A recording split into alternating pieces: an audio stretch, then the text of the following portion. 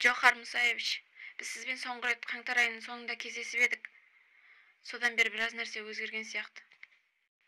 Өзгерісі неде? Өзгеріс сол, біз енді Грознийда да емеспіз, Гудерместе де емес, белгісіз бір жердеміз. Неге белгісіз бір жер? Біз тұрған жер ықылым заманнан біздің жеріміз, Ичкерия. Біз осы жерде болғанбыз, қазір де осы жердеміз және заманның ақырына дейін осы жерде боламыз.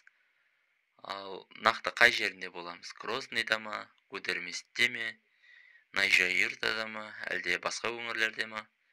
Одан ештеңе өзгермейді. Біз үйдеміз. Қазіргі жағдайға қандай баға бересіз? Мен бұған пікір білдірмеймін. Жағдайға пікір білдіруден шаршадым. Ылғи менен жағдайға пікір білдіруімді сұрайды, талап етеді. Соғыс. Адам ата мен Хауа ана жаралғаннан бері адамзаттың көрген ең қатыгез соғысы. Жохар Мусаевич, сіз бір нәрсеге өкінесіз бе? Жоқ, ештеңеге өкінбеймін. Бірақ кейбір принциптер өзгерді. Мен бір нәрсені, бір топтарды, не бір халықтарды жек көрем деп айта алмаймын. Бірақ кей профессияға жиіркенішті көзқарас пайда болды. Әскери профессияның бәріне. Ал соның ішінде? Барлық әскери мамандықтарға, барлық профессияға. Соның ішінде әскери авиацияға. Одақтан тараған елдерге не тілер едіңіз? Бұрынғы Кеңес одағынан тараған елдерге. Бұрынғы Кеңес одағының халықтарына мен ештеңе тілемеймін.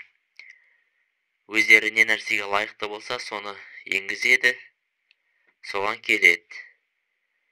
Бұрынғы, қазіргі немесе болашақтағы одақ, егер ол одақ россизммен ауырған орыстармен болса, бұл өте қауіпті. Ауыр, созылмалы ауру, россизм. Фашизмнен де қорқынышты, нацизмнен де, расизмнен де. Барлық адамзатты жек көру идеологияларынан жаман.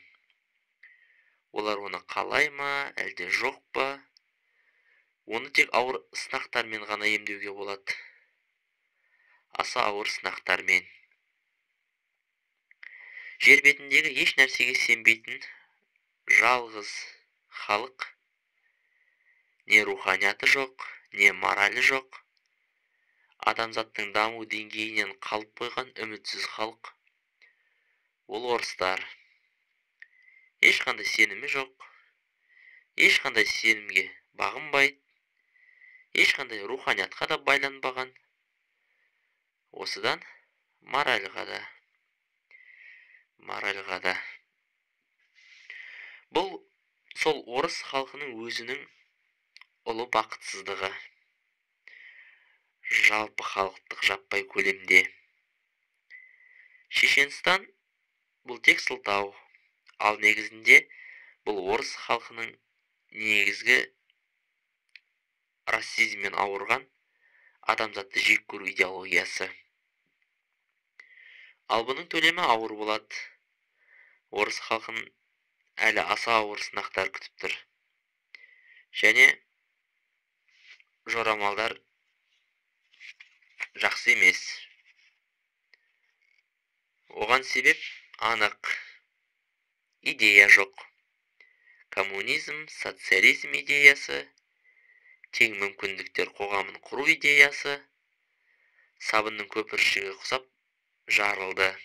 Себебі бұл жүйе руссизм идеясына құрылған еді. Ал егер идея жоқ болса, онда Россия деп аталатын мемлекет те жоқ. Мемлекеттің билік тармақтарының бірде-бірінің легитимділігі жоқ. Сонымен не идея, не билік легитимділігі жоқ болса, онда саясатқа да орын жоқ. Сыртқы да, ішкі де. Үшінші компонентте жоқ болса, онда идеология да жоқ.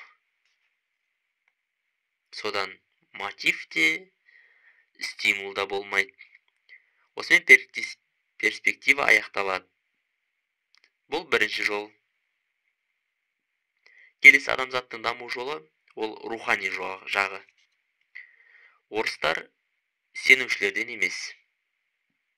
Не крестке, не Магометке, не Буддаға, ештеңеге. Ал жалпы халық руханиятты болу үшін кем дегенде 3 ұрпақ ауысқанша жұмыс жасалу керек. Бұл жолда жабық. Адамзаттың мұндай массасына идеяны қайдан алуға болады?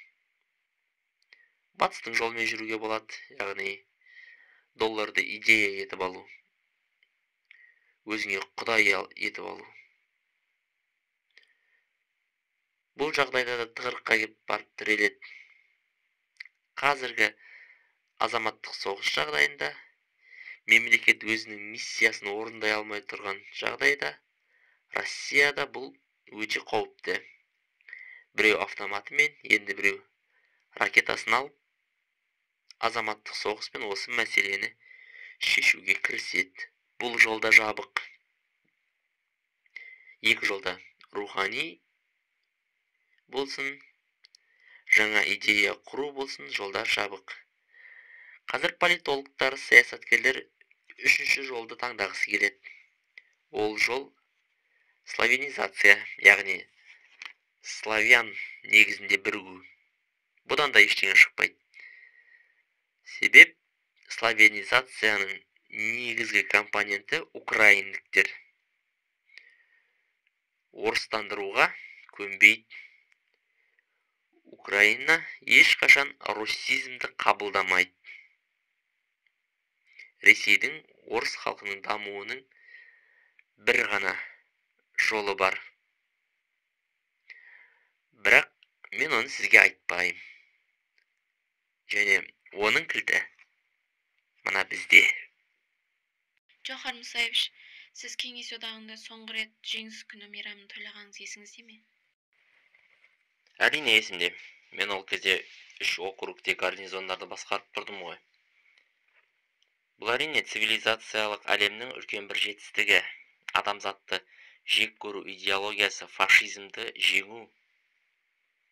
Бірақ сол адамзаттың бақытсыздығына орай фашизммен күресіп, жеңе тұрып, руссизмді тудырды. Күллі адамзат фашизммен күресіп жатқанда, сол уақыттарда Ресейде миллиондаған адамдар ұлты мен діні басқа болғаны үшін өлтірілді. Бір шұңқырға Еуропаның 12 мың ең үздік ұлдарын көмді. Поляктың офицерлерін. Поляктың 40 мың армиясын жойып, бір бөлімшені ғана көрініс үшін алып қалды. Миллиондаған халықтар депортацияланды, жойылды. Соның ішінде түгел шешен халқы. Руссизм идеологиясы жолында біз өз ұлтымыздың 3-тен 2 бөлігінен айырылдық. Содан руссизм күш алып өсе берді. Россия ең қорғансыз әлсіздерді таңдай отырып, өзі пайда болғаннан бері қатыгездікпен қырып жоюмен келеді. Ал еске түсіріп көрейік. 44 жылы соғыс аяқталып үлгермей, үлкен геосаяси аумақта халықтар мен ұлттарды жоятын концлагерге айналдырды. Содан Иранға шабуылмен кірді 52-53 жылдар. Оған тойтарыс берілді. Содан соң Югославияға, одан әрі жалғасты.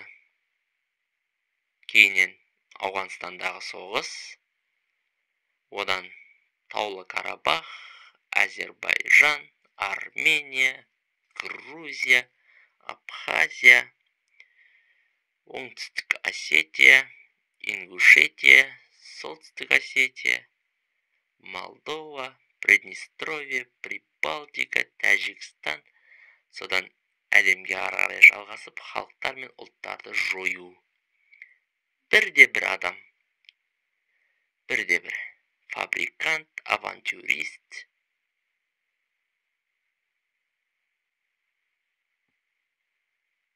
Ашықтан ашық биліктегі қылмыскерлер. Адамзаттың алдында аса ауыр қылмыс жасаған бірде-біреу жазаланбады. Ал олардың аппетиттері өсе берді. Осы жағдайға дейін жетті. Бірде-бірі жазаланбады, ешқайсысы. Мен сенімдімін, осы ұлттарды қырып жойған, қатыгездігі үшін қылмысқа жауап бермей өтпесе, қарап кейінгілер жауап беретінін ойламаса, Россияның соры одан әрі сағат сайын өсе береді. Осы авантюрист саясаткерлер Совет армиясын құртты. 300 миллион халықтың даңқын көтерген армия қазір бандиттерге айналды. Бейбіт халыққа қарсы қарумен, техникамен, тіпті жаппай қырып жою қаруын да қолданды. Жайдан жай жыртқыштық, хайуандық жасады. Өзінің қатыгездігін көрсетті. Соғыстың ардагерлеріне құрмет көрсетпек түгілі біз қазір оларды қираған үйінділердің астынан шығарып көме алмай отырмыз. Міне, Совет армиясын қандай деңгейге жеткізді? Бандиттерді, түрмедегі қылмыскерлерді сектормен араластырып әскер жасады. Және бұл қылмысқа ешкім жауап беріп жазаланбайды. Ал бұдан ол бандиттердің аппетиті одан әрі өсе береді.